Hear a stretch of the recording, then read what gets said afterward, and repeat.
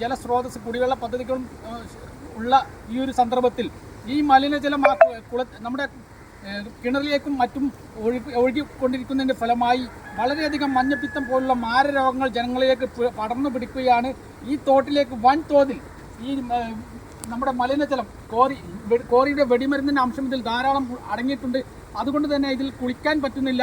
ഒരുപാട് ആളുകൾ ഈ തോട്ടിലും പുഴയിലും കുളിക്കുന്ന കാരണത്താൽ കുളിക്കാൻ കഴിയുന്നില്ല. ഇത്ര വൻതോതിൽ വന്നുകൊണ്ടിരിക്കുകയാണ്.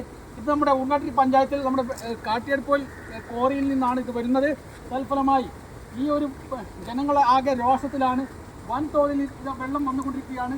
ഇത് ഒരു നിത്യസംഭവമാണ് ഇവിടെ.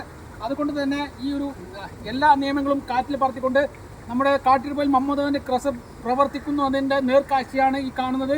അതുകൊണ്ട് തന്നെ ഒരു ക്രഷർ തുടങ്ങുന്നതിന് 25ഓളം ലൈസൻസുകൾ ആവശ്യമാണ്. ആ ലൈസൻസിൽ പെട്ട ഒന്നാണ് നമ്മുടെ പുഴയിലേക്കും ജലാശയത്തിലേക്കും മലിനജലം ഒഴുക്കരുത് എന്ന്.